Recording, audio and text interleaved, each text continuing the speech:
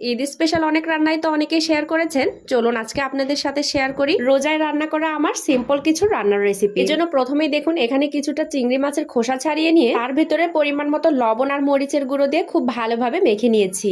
এখন একটা কড়াইয়ে পরিমাণ মতো সয়াবিনের তেল দিয়ে হালকা একটু গরম করে নিয়ে মেখে নেওয়া মাছগুলো অল্প অল্প করে ছেড়ে দিয়ে খুব ভালোভাবে এগুলোকে ভেজে নিব। খুব বেশি কড়া করে আবার ভাজা যাবে না, তাহলে রাবারের মতো হয়ে যাবে। আর হ্যাঁ, যে কোনো আপু যদি স্পেশাল কারোর জন্য ইউনিক কিছু বানাতে চান তাহলে এটি অবশ্যই ট্রাই করতে পারেন। এখন অবশিষ্ট এই তেলের মধ্যে দিয়ে দিচ্ছি পেঁয়াজ কুচি। এগুলোকে নেড়েচেড়ে অল্প কিছুক্ষণ ভেজে নেওয়ার পর দিয়ে দিলাম গরম মশলা, অল্প কিছু পরিমাণ পানি, দিয়ে দিচ্ছি 1 চামচের মতো রসুন পেস্ট, আদা পেস্ট, পরিমাণ মতো লাল মরিচের গুঁড়া, মতো লবণ আর কিছুটা ধনিয়া গুঁড়ো। এরপর এগুলোকে বেশ কিছুক্ষণ কষিয়ে নেওয়ার পর দিয়ে দিচ্ছি টক দই। টক দই হাতের কাছে না থাকার কারণে ঘরোয়াভাবে বানিয়ে নিয়েছিলাম, এটি দিয়ে দিয়েছি। সাথে অ্যাড করেছি কিছু পরিমাণ টমেটো। এরপরে এগুলো একটু কষিয়ে নিয়ে তার ভেতরে ভেজে রাখা চিংড়ি মাছ দিয়ে কাঁচামরিচ সহ আবারও বেশ কিছুক্ষণ খুব ভালোভাবে কষিয়ে নিলাম। এখন তেল ছাড়া ছাড়া ভাব হয়ে আসলে এখানে আমি সেদ্ধ করে রাখা চিনি গুঁড়া পোলাওয়ের চাল দিয়ে খুব ভালোভাবে নেড়ে চেড়ে নিচ্ছি। এই পর্যায়ে আর কোনো পানি অথবা অন্য কোনো মশলা ব্যবহারের কোনো প্রয়োজন নেই। শুধুমাত্র সবগুলো উপকরণ খুব ভালোভাবে মিশিয়ে নিয়ে ঝরঝরে ভাব হয়ে আসলে উপরে কিছু পরিমাণ ঘি দিয়ে নামিয়ে পরিবেশন করুন। হ্যাঁ, এখানে পোলাও চালের পরিবর্তে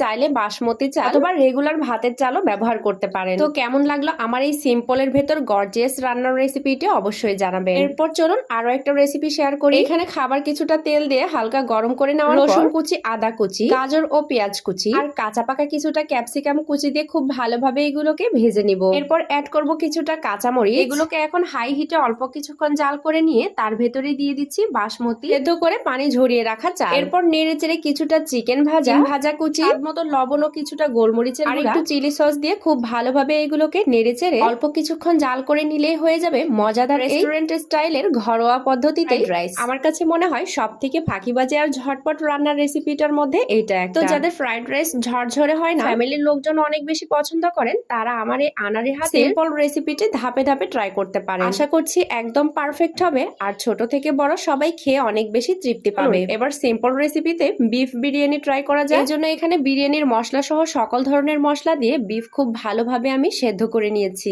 ভেতরে পরিষ্কার করে পানি ঝরিয়ে রাখা চিনি গুঁড়া পোলাওয়ের চাল দিয়ে দিলাম। এখন এগুলোকে লো হিটে খুব কড়া করে সুন্দরভাবে ভেজে নিয়ে পরিমাণ মতো ফুটন্ত গরম পানি আর দুধ দিয়ে বেশ কিছুক্ষণ জাল করে নিব। তার সাথে অ্যাড করব ভাজা আলু, কিছুটা আস্ত কাঁচামরিচ। পানি অনেকটা শুকিয়ে আসলে উপরে আরো কিছু পরিমাণ বিরিয়ানির মশলা দিয়ে নেড়েচেড়ে কিছুক্ষণের জন্য দমে রেখে দিব। বেশ কিছুক্ষণ পর এগুলোকে চুলো থেকে নামিয়ে চাল চাল থাকা অবস্থায় আবারও নেড়েচেড়ে উপরে কিছুটা ঘি আর বেশ কিছু পরিমাণ পেঁয়াজ বেরেস্তা দিয়ে ঢাকনা দিয়ে ঢেকে রাখবো বেশ কিছুক্ষণের জন্য। তাহলে রেডি হয়ে যাবে ঘরোয়া পদ্ধতিতে মজাদার এই বিফ বিরিয়ানি। আমার এই ছোট্ট ভিডিওতে দেখানো